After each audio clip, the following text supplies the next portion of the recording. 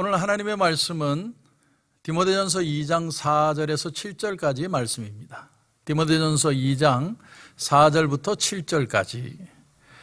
하나님은 모든 사람이 구원을 받으며 진리를 아는 데에 이르기를 원하시느니라.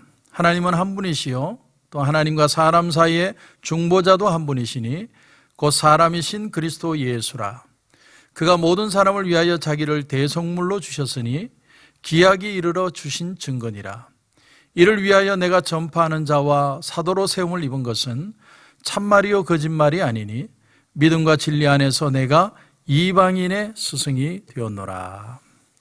한번 기도드리겠습니다. 하나님 은혜를 감사합니다.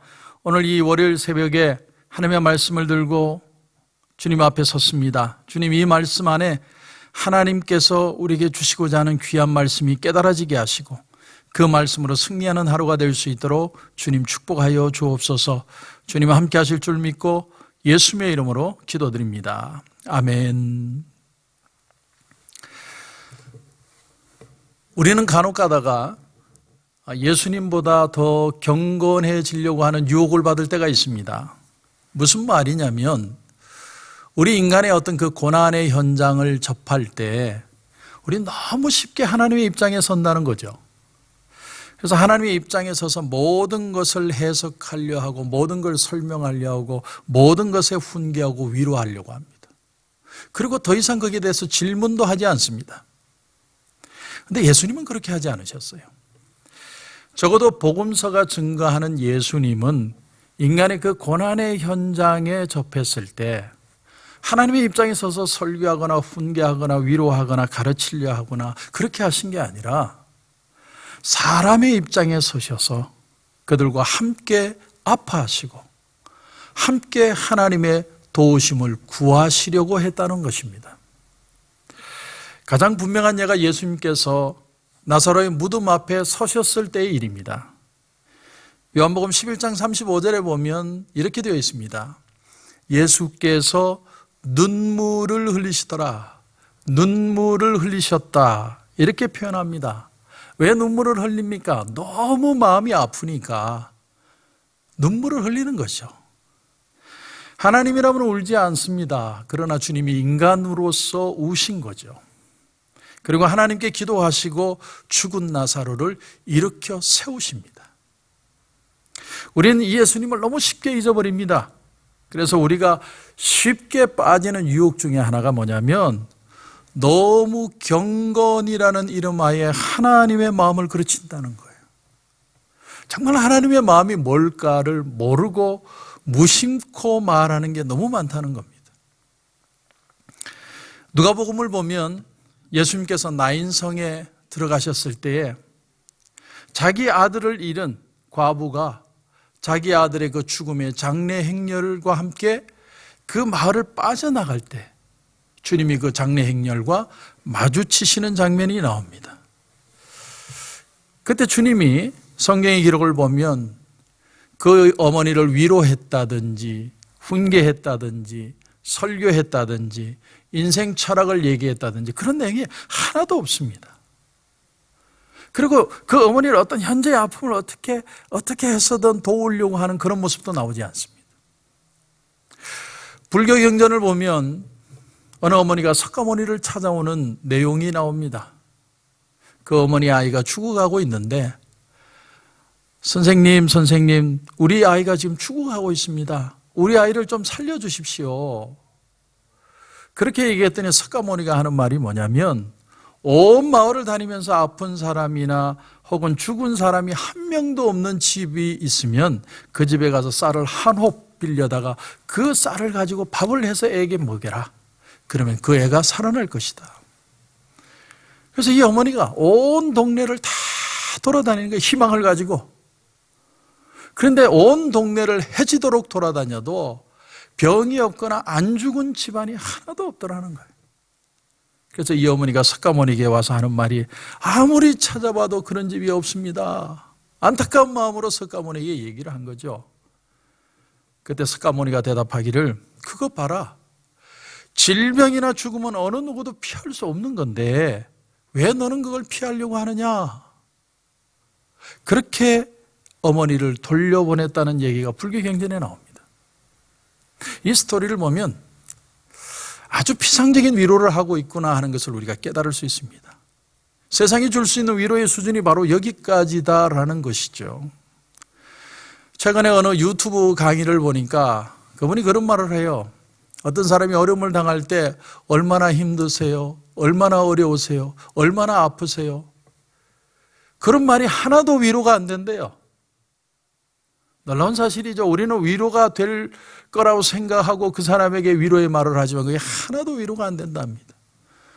오히려 그 강사가 하는 말이 뭐냐면 오히려 그 자리 옆에 있어주고 앉아서 같이 들어주고 그 자리를 지켜주는 것이 오히려 더 위로가 된다. 그런 표현을 하는데 저는 일면 공감했습니다.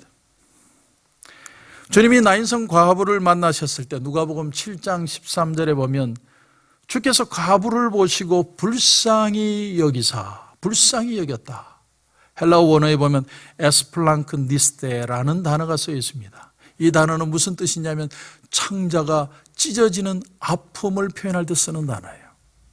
그러니까 주님은 그냥 불쌍하구나 이렇게 얘기한 게 아니라 너무나 마음이 아프신 거예요. 그 어머니의 아픔이 그대로 주님께 전이가 되어서 같이 아파하시는 겁니다. 그런데 거기서 그치지 않아요. 그게 놀라운 겁니다. 그 다음에 보면 울지 말라 하시고, 왜냐하면 주님은 그 아들을 다시 살려내실 것이기 때문에. 그래서 울지 말아라, 울고만 있지 말아라. 주님은 기적을 보여주시기 원하십니다. 그런데 어떤 마음으로 하느냐? 신의 자리에서 그냥 아무 의미 없이 그냥 여인에게 걱정하지 마, 내가 살려줄게, 그런 말이 아니라 그 여인과 같이 아파하면서 같이 그 고통을 느끼면서 그 아들을 살려내기를 주님이 원하셨다는 사실입니다. 가까이 가서 그 관에 손을 대시니 맨 자들이 서는지라. 예수께서 이르시되 청년아 내가 내게 말하노니 일어나라. 청년아 내가 내게 말하노니 일어나라. 주님이 믿음으로 선포하신 거죠. 그리고 그 아이가 일어나고 그 아이를 어머니에게 전해줍니다. 자, 오늘 말씀의 본문 5절 6절을 보면 이런 말씀이 나옵니다. 하나님은 한 분이시요 또 하나님과 사람 사이의 중보자도 한 분이시니 곧 사람이신 그리스도 예수라. 그가 모든 사람을 위하여 자기를 대속물로 주셨으니 기약이 이르러 주신 증거니라. 여기 중보자라는 단어가 나오는데 중보라는 원래 단어의 뜻은 다리를 놓는 사람, 그런 뜻입니다. 그러니까 중간에 다리를 놓는 사람이에요. 누구와 누구를요? 하나님과 우리 인간 사이에 다리를 놓는 자가 중보자인 거예요. 그러니까 원래 실제 중보의 개념은 예수님에게 밖에는 쓸 수밖에 없는 단어인 겁니다. 그래서 주님이 하나님과 인간 사이에 다리가 되어주셨다. 그런데 그분이 모든 사람을 위하여 또 하나는 자기를 대속물로 주셨다. 주님이 다리가 되기 위해서 자신을 그 속죄제물로, 대신 제물로 죽어주심으로 인해서 중보자가 되었다는 거죠. 이스라엘 백성들은 구약시대에 자기가 죄를 지으면 하나님 앞에 속죄제물을 드렸습니다. 그 속죄제물을 드림으로 죄사함을 받는 그것을, 그 은혜를 경험하게 한 것이죠. 근데 주님이 단번에 내가 죽음으로 속죄제물이 되므로 내가 하나님과 너희 사이에 중보자가 되었다. 그게 바로 중보자가 되신 예수님의 모습입니다. 그러므로 여러분, 우리는 예수님을 바로 알아야 됩니다. 예수님의 진짜 모습이 뭔지를 우리가 다시 깨달아야 됩니다. 성경은 결국 예수님이 어떤 분인가를 우리에게 증거해 주는 책이기 때문이에요. 어제 저녁에 저희 딸하고 샘스를 갔습니다. 칼로리가 낮은 70밖에 안 되는 아주 맛있는, 저녁에 배고플 때 밥 안 먹고 그것 먹고 버텨서 체중을 유지하기 위해서 어제 저녁에 갔습니다. 근데 저녁에 같이 가는데 저희 딸이 마스크 하라고 그러고 또 라텍스를 준비해 왔어요. 아빠 이거 껴야 돼. 그래서 마스크도 끼고 라텍스도 끼고, 제가 저희 딸에게 물었습니다. 꼭 이렇게 중무장을 해야 되냐?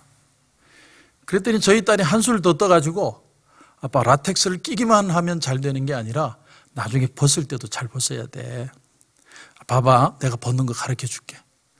벗는 것도 가르쳐 주고 과자 한 봉지 사러 갔다가 참 중무장하고, 그리고 집에 와서는 또 끝나질 않습니다. 딸이 또 설교합니다. 손 씻어야 돼. 손은 20초 씻어야 돼. 뽀득뽀득 씻어야 돼. 왜냐하면 비누에 세균이 빠져나가는 게 아니고 뽀득뽀득 씻는 그 힘에 박테리아가 죽는 거야. 그런 말도 안 되는 이론을 들으면서 제가 해달라는 대로 다 해줬습니다. 저는 저희 딸이 원하는 그 모습들을 다 행하면서 제가 주님의 마음을 잠시나마 느꼈습니다. 여러분, 인간이 만든 기준, 인간이 만든 위로, 인간이 만든 결과, 주님은 다 아세요. 다 아시는데 그래서 그들이 원하는 대로 맞추어 주시는 거예요. 그러면서 불쌍히 여겨주십니다. 왜냐하면 사랑하시기 때문에. 근데 더 중요한 게 있어요. 거기에 주님이 하나를 더 하십니다. 이게 아주 중요합니다. 한 가지를 요구하시는 거예요. 예수님이 나사로의 무덤 앞에 서서 기도하실 때 뭐라고 기도했는지 아십니까? 아주 중요한 말씀을 하십니다. 아버지요, 항상 제 기도를 들으시는 걸 감사하나이다. 이 기도를 보면 예수님은 왜 하나님이 기도를 들어주시지 않느냐? 그런 설교를 하신 적 없습니다. 예수님이 왜 하나님이 침묵하시느냐? 그런 설교 하신 적 없어요. 예수님은 왜 사람들이 다 병에서 낫지 않느냐? 그걸 설명하신 적이 없습니다. 오히려 설명을 하셨다면 한 가지 했습니다. 너희가 믿음이 없기 때문이다. 기도 외에는 이 같은 유가 나갈 수 없느니라. 왜 이런 당당한 기도가 통할 수 있는 걸까요? 가장 중요한 원리가 오늘 말씀에 나옵니다. 예수님이 중보자가 되어주셨기 때문에, 나를 위해 죽어주신 예수님의 속죄제물 되심이 있기 때문에 우리가 믿음으로 기도하면 예수님을 통해 하나님의 능력이 우리 가운데 나타나게 된다는 것이에요. 그래서 우리에게 정말 필요한 건 하나님을 믿는 기도를 할 줄 아는 거예요. 여러분, 우리가 기도할 때 하나님 앞에 회개의 기도도 중요합니다. 내 죄를 깨닫고 회개하는 거 얼마나 중요합니까? 그러나 주님이 이 땅에 오신 후에 우리의 중보자 되신 사건을 여러분은 꼭 잊지 마셔야 돼요. 내가 예수 그리스도를 믿는 그 역사, 그 믿는 기도가 하나님의 기적을 경험하게 하는 것입니다. 그래서 오늘 이 새벽에는 이렇게 기도했으면 좋겠습니다.